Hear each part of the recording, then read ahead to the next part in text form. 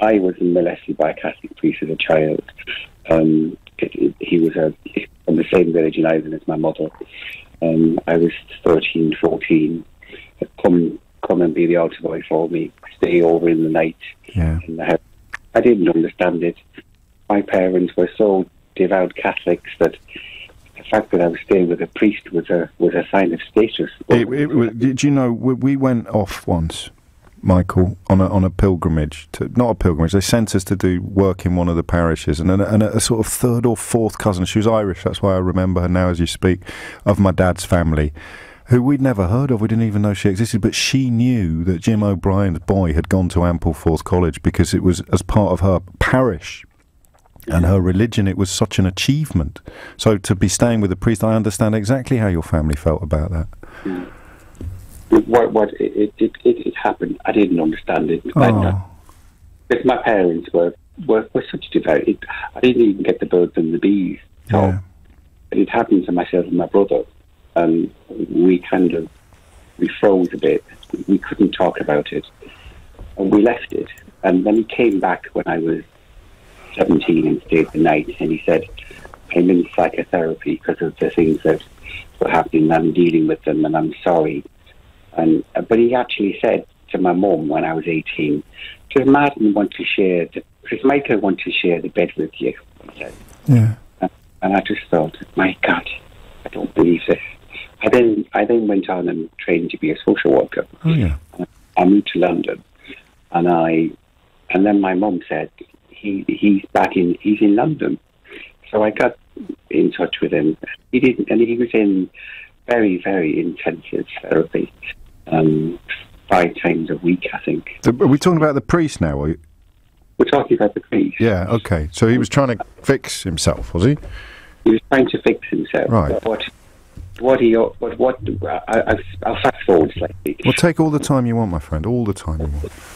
And then, so he was having therapy, and then we kind of introduced my mum again. The priest is back again, using this wonderful sign of my status. And he molested one of my cousins in Ireland, who unfortunately died, and he hung himself. And it was tragic. And he did actually say to me, I'm afraid I did what I did to him to you. Jesus. I did to you to him. And so because I couldn't deal with it, I didn't want to hear it. Yeah. And then I started working as a children's social worker, and I ended up in court with a case. And the association thing is very powerful with child abuse. As that if you were abused perhaps as a teenager, and then you go on and have children yourself, and then they're teenagers, triggers that are then triggered, and you then remember what happened. I buried this so deeply. Yeah. It was nowhere. It wasn't. It didn't even. I felt sorry for him. Is the thing that now I kind of kick myself about. But I ended up. It was 1990, early 90s, and I came home and I said to my wife, and I told her, and she was heartbroken. And I had. That was the first time you'd spoken fully, was it, to anyone about? I've never told anybody about it. And then 6 months later, talking, I was doing some research in something, and my brother said, "You do know what happened to us with him, don't you?" And it hit me. It hit me like a lead balloon in the stomach. And I thought, my God, it is. I'd never wanted to face this. And I arranged to go, and he was in the Midlands, in the Order's main headquarters. I'm not going to name them. Okay. And I said, "Oh, I'm going to pop in and see you for coffee." And I had a mini tape recorder in my pocket, and I went into a room, and I confronted him, and he spilled like a baby, and you would have thought he was the victim rather than me. And I said, "I don't want anything to do with you ever again." And having done that, I sat on the tape for a few years. Yeah. And then in mid-90s, my cousin whose brother hung himself, she got in touch with me, and she said there were rumours going all around the village about the priest, and can we come and see you? And my mum was over there at the time, and she couldn't cope with it. She just found it so hard to deal with. I then went to a contact in the Metropolitan Police paedophile unit. An officer there, he was a great guy. He had the FBI, he had European police orders, he had the Irish police. They looked everywhere, but they couldn't find him anywhere. And then it turned out he was down at there was a therapy centre down in Surrey where they used to treat paedophiles. It's now been closed down. And he was in there, and the officer went and arrested him and bailed him. And the order did then. They spilled the beans. They said, oh, we've got all this file and he did all this, and when we're trying to contain it. He'd been in Japan, he'd been all over Ireland, he'd been in the UK. He was a prolific paedophile.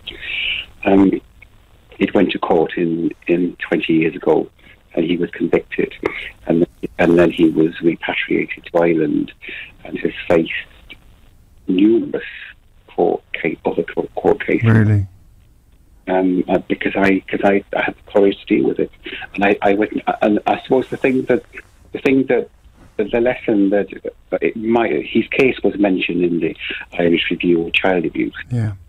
And where everybody else had gone to the orders and gone to the parish priest and gone to the bishop, it actually stated, well, we had no direct control over this because he went to the police, so we were informed that it happened. So if you'd gone to the diocese or you'd gone to the church, they'd have moved him. They'd have just stuck him on a plane or a train and out of sight, out of mind.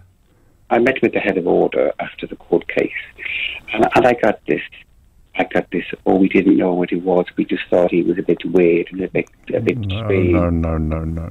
And when I read this report, I wanted to ring that guy. Yeah. I really wanted to swear at him. You really knew what this comeback was about. Yes. Because you did. I did. Yeah. And I moved forward with it. I'm now back because I couldn't work for children. I took the decision, if I can't deal with this myself, yes, I have to be honest enough not to work with children until I resolve this issue. Sure. And now I'm back working with children, and I'm fine. Fantastic. And I've been great since, but I've had a real wobble today. This is really upsetting. I'm sure it does, but my goodness me, what a fine thing you did. What a fine thing you did, albeit that you've described it in ways that makes it very, very, very easy to understand why it took so long. Can I ask you a slightly odd question? Would you mind? Of course you can. Thanks, mate. Do you still go to church? I do, actually. I thought you might. Yeah. We're a weird species, us humans, aren't we, Michael? Mm-hmm. I think so. And I suppose it's just one of those things that don't ask me to explain it. No, I wouldn't. I mean, also, go to church, and the priest that we see now is a good man. It doesn't one or even a million rotten apples doesn't mean every apple you'll ever see will be rotten. And of course, the irony is that I don't believe it's the whole church. I think it's a percentage. But I suppose the analogy that I would use that describes this is that I remember all the child abuse scandals in children's homes that went up, and I remember Margaret Hodge in the 90s. There was a big scandal in Islington. That's the one, and how dare you say that we did this? Yeah. She went on to be children's minister, and then ultimately, I understand that the main whistleblower in that case had a public apology in Islington Town Hall. He did. Only because I'm like you, finding this all very harrowing. I've forgotten his name. I think it might have been Andre something. But you're right, and that speaks of institutional attitudes that were by no means confined to the Catholic Church, local councils, everything. Are you all right? I'm fine. I'm really pleased you told this today. Oh, I'm glad you did as well. I really am. And what an amazing story. What an amazing story. And I mean, for want of a better phrase, one with a happy ending isn't quite the right phrase, but at least some sort of closure. Justice. There you go. A story with justice. Most of the stories we've heard today, a bit short on justice.